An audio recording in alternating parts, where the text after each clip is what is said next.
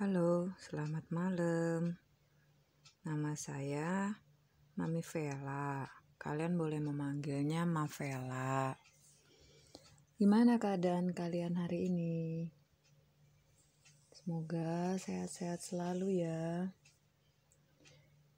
Yang gak bisa tidur, yang sulit tidur, yang lagi pusing, ayo kesini ke channel Gado-Gado Mavela, channel baru yang diharapkan bisa untuk menghibur kalian ya. Hari ini saya akan bercerita tentang seorang suami yang hampir kabur dengan pelakor. Nah, itu tuh. Ada ibu-ibu yang sudah angkat tangan. Oh, mungkin punya kisah yang mirip ya, Bu. Nggak apa-apa. Ini ada sedikit cerita dari seorang kenalan saya. Kita sebut saja Tante. Tante ini punya suami. Ya biasalah suami gimana ya? Ya oke lah. Cukup ganteng, tinggi besar. Biasa. Kesukaan para gadis-gadis gitu. Suatu hari, Tante itu mengetahui bahwa ternyata suami yang dia bangga-banggain itu punya cem-ceman di luar sana. Bukan cuma cem-ceman, tapi ini kayaknya sudah menjurus serius gitu. Karena si suaminya itu kayaknya tergila-gila banget itu sama pelakor kurang ajar ya kalau saya sebutkan ini.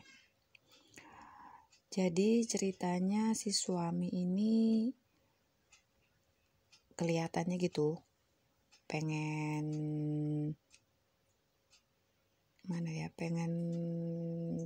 pergi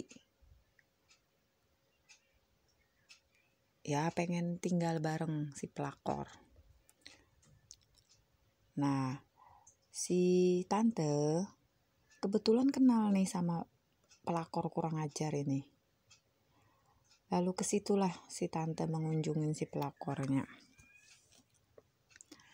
Terus si tante ngomong gini nih sama si pelakornya. Kamu itu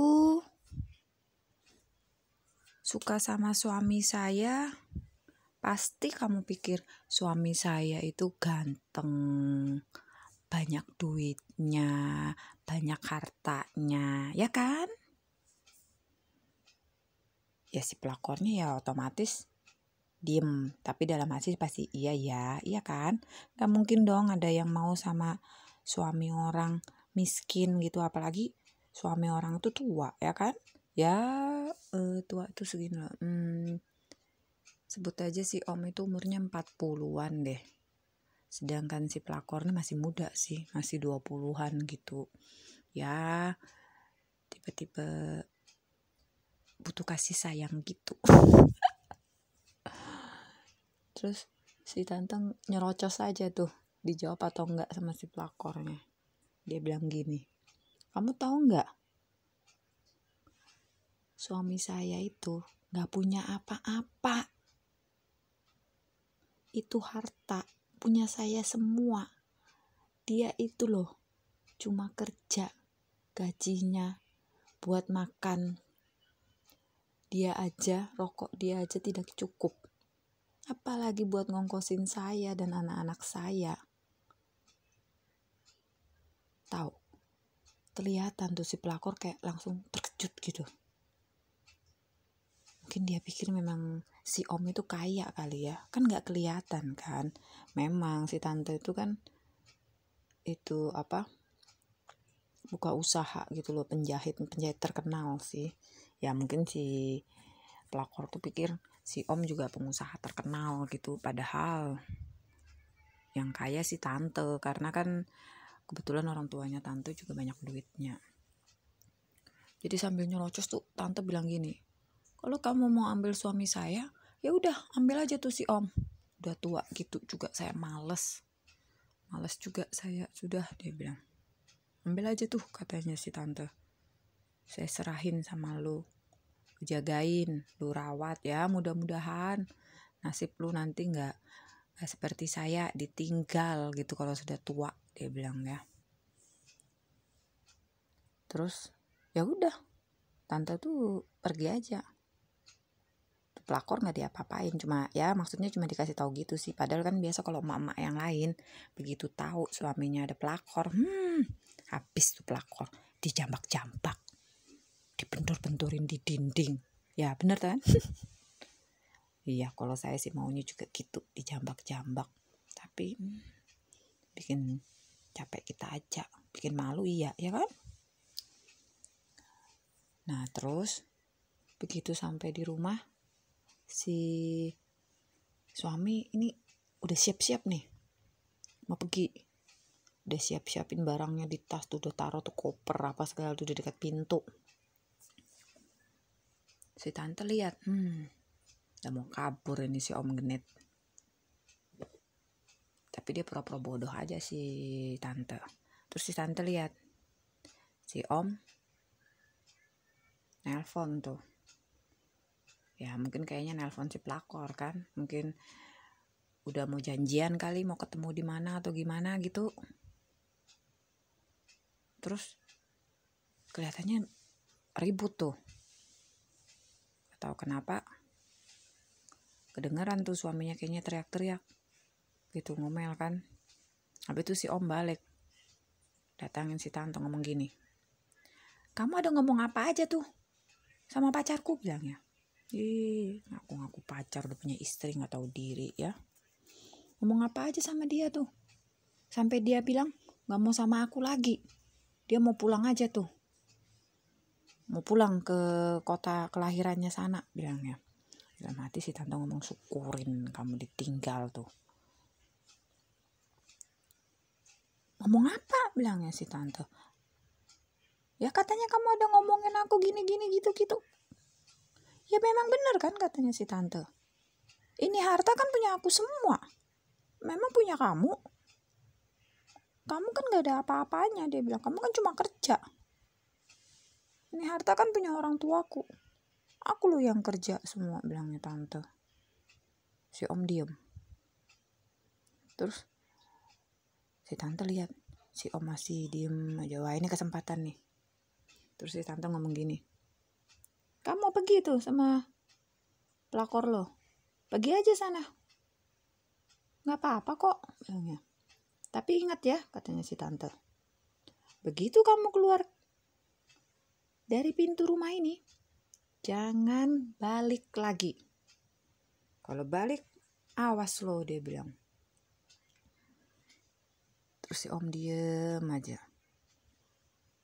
Terus si om kayak marah gitu kan. Dia masuk kamar. Gak tahu kenapa. Kayaknya lagi nelpon lagi tuh. Mungkin mau membujuk si pelakor kali atau gimana gitu kan. Si tante cek bebek aja. Si tante udah bertekad nih. Tuh om mau pergi aja gitu loh. Dia cek bebek amat sih. Emang dikira di dunia ini laki-laki cuma dia doang, ya kan? Ya udah, si tante nungguin dari siang sampai sore. Tuh om di kamar aja, gak keluar. Ya udah, tante juga diem. Dia pikir apa tuh om mungkin nunggu kali ya, nunggu tantenya lengah gitu baru kabur gitu bawa tasnya gitu kan.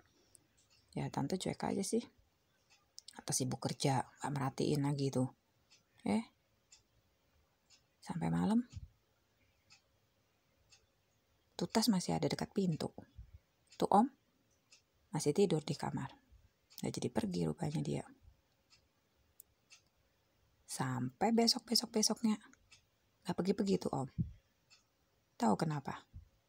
Pelakornya betul-betul minggat sudah, pulang ke tanah air. Rupanya tuh pelakor mikir bener.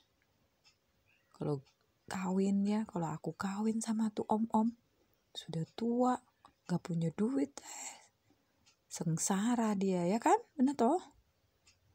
Akhirnya daripada dia sengsara, dia pulang minggat tuh. Pulang sendiri ke tanah, ke kelahirannya sana. Terus tuh om ditinggal, omnya gigit jari. Tuh om mau apa? Dia mau kabur dari rumah, mau tinggal di mana dia? Siapa yang mau nampung dia sedangkan dia aja gak punya apa-apa? Ya akhirnya apa? Ya udah duduk manis di rumah bersama istri dan anak-anaknya. Aduh, sampai sekarang tuh. Itu kejadiannya udah puluhan tahun lalu tuh. Ya, makanya aku waktu diceritain tuh sama tuh tante, ya ampun, hebat juga. Itu kayaknya bisa nih digunakan trik seperti ini kalau buat ngusir pelakor nih. Buat ini apa? Mak-mak yang lain gitu, kebetulan kalau misalnya suaminya direbut pelakor, kebetulan juga tuh suami misalnya gak ada kerjaan, numpang-numpang hidup aja tuh sama kita, boleh tuh kita datangin pelakornya, kasih tahu tuh dia nggak punya apa-apa, tabungannya aja kita yang ngasih, rokoknya aja kita yang bayarin. Lihat tuh, kalau memang tuh pelakor cinta, biar dia kerek dia akan terima dengan tangan terbuka. Tapi kalau cintanya diembel-embelin dengan duit, tendang sama dia, benar tidak? Ya itulah. Tapi hebat juga loh ya si tante tuh masih bisa mau maafin omnya. Sampai sekarang udah puluhan tahun masih hidup dengan damai, tentram. Ya walaupun masih jengkel juga kan. Tapi ya udahlah. Mungkin pikir si tante udah nasibnya dia juga kan. Katanya tante, di mana-mana semua lelaki sama aja sih. Itu ada yang protes tuh kayaknya. Ya menurut tante loh ya, tidak menurut saya. Ada sih ada yang seperti om, ada juga yang baik, ada juga yang lebih baik lagi, dan ada juga yang lebih brengsek. Ya gimana ya, namanya juga manusia ya kan, mau gimana. Ya semoga cerita ini cukup menghibur ya, dan cukup memberikan inspirasi buat para emak-emak yang sekarang mungkin lagi stres, lagi bingung karena suaminya direbut pelakor ya kan. Apa selain pelakor, pembinor. Tapi susah nih kalau pembinor nih. Kebanyakan nggak tahu juga ya. Soalnya aku belum pernah sih kalau ketemu pembinor ya. Berebut bini orang kan belum pernah nih. Yang ada sih pelakor banyak banget ini ya. Buat kalian kalau suka sama cerita saya dan pengen denger cerita-cerita selanjutnya, jangan lupa ya subscribe, like, dan share, serta bunyikan lonceng notifikasinya. Jadi saya bisa semangat membuat cerita-cerita selanjutnya ya. Terima kasih. Semoga kalian sehat-sehat selalu. Amin. Bye-bye.